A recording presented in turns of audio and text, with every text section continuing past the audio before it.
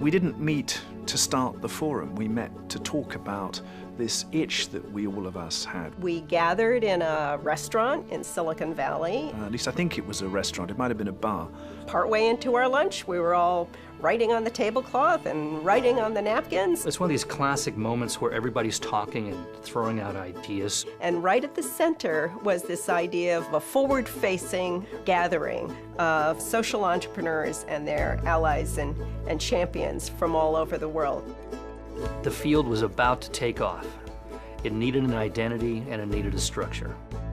And so we were in kind of a historic moment saying, we have an opportunity to actually make this a movement, not just a collection of individual initiatives. And who better to take that on than a young business school in the oldest university in the world?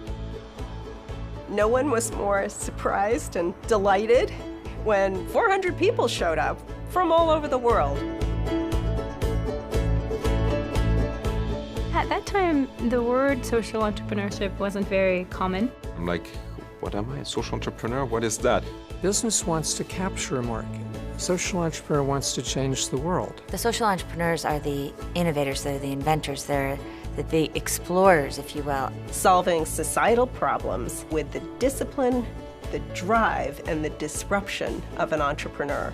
Every year I really look forward to actually just connecting with people. And people are doing things on the ground that are changing reality. People we have never thought we would meet. People that serve other communities in areas that are so far from us. All that class, caste, hierarchy just falls apart and crumbles here, and it makes you think that anything is possible. Sweet dreams of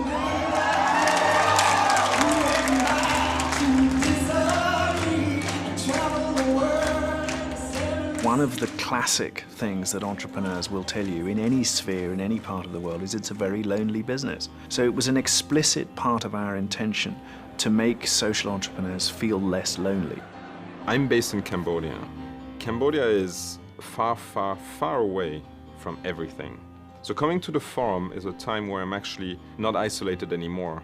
I literally know hundreds of people, maybe thousands, who are a part of this sort of global strategy to make the world a better place. We are at school in the Oxford town, with Jeff in the front of the room, and we're trying to change the world. You've come here from over 65 countries to share your wisdom, your insights, and your knowledge with us, and for that we're immensely grateful. The forum is sort of a magical combination of the people, the purpose, and the place. The forum is a test tube, and you mix all these very interesting little chemicals, and you shake it, you heat it up a little, and you see all these fantastic things that happen. It's very exciting, the chaos of everything going on. It's organic, it's something that moves, so it's not one thing, it's 1,000 little things that over time become something much bigger. I may be walking in the streets of a city called Amsterdam, but the dust on my boots and the rhythm of my feet and my heartbeat say Africa. Say Africa. Say Africa. The critical thing to move us from A to B is belief. And we believe that the collective is always much more powerful than individuals. Collaboration, individual entrepreneurs, businesses, governments, is a necessity. This is not a job for one side or one sector. We all have a role to play in promoting multicultural responsibility. This forum is such a great mechanism to sit out at a table and develop a new relationship and say, okay, how can we partner together to move our mission forward? If Wendy Kopp has just done the best thinking on how you mobilize young people against systemic challenges, and Paul Farmer and his team have done the best thinking about a lay health workforce, and we can build on those, we want to do that. The less we can start from scratch, the faster we will get to our destination. Sometimes what happens is you are in the discussion which you did not expect, and you hear something that you can connect. I mean, that's how social entrepreneurs, I think, work. I might have a connection that somebody else didn't know about, somebody else might have an idea that I hadn't thought about. And some of the ideas are good and some of the ideas are really bad, and it's a really good place to kind of work through that with people who've been down that path before. It was only by going to the forum that I really began to appreciate the value of scaling my idea, because I was with people who were scaling ideas. We live in an era in which simply seeking to provide high-quality medical care to the world's poorest is considered innovative and entrepreneurial. And to follow Paul Farmer, and just to hear him say, the village in Rwanda to which I will be returning tomorrow. I'm going to Paris tomorrow. We cannot any longer think that climate change is simply something for the future. We have to squeeze into our ecological footprint a just and meaningful society. These realities create daunting new challenges, but they also create amazing new opportunities. Now, inclusion can vanquish intimidation. Number one priority for young women that age was economic independence. Impossible, ridiculous things are actually the most doable things, because where there is a gap of impossibility, people leap in. Like most of you here, I am an optimist. I cannot imagine that our story will not have a happy ending.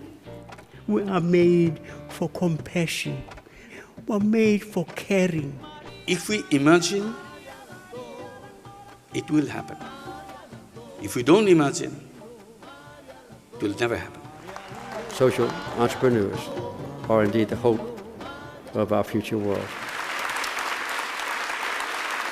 You look at the body of work and the variety of work and the determination and the obsession and the commitment and just the plain effort it takes to do this stuff. It's not only the highlight of the forum, it's one of my highlights of the year.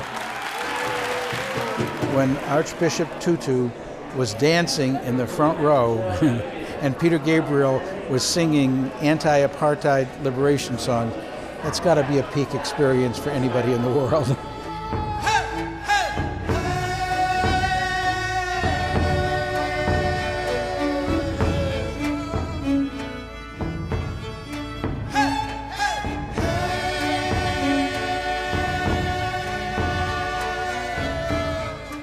When we started, we were very preoccupied by getting this fledgling movement recognized. That game is over. Okay? There is nobody in government, in policy, in business, in investment who doesn't recognize the centrality of this. I wouldn't do without coming to the Skoll Forum.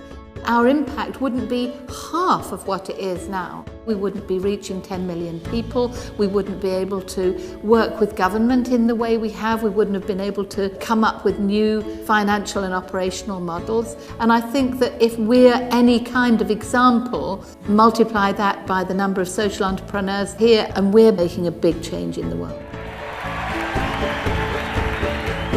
We now know this is real. It can be done. So it's only going to get better.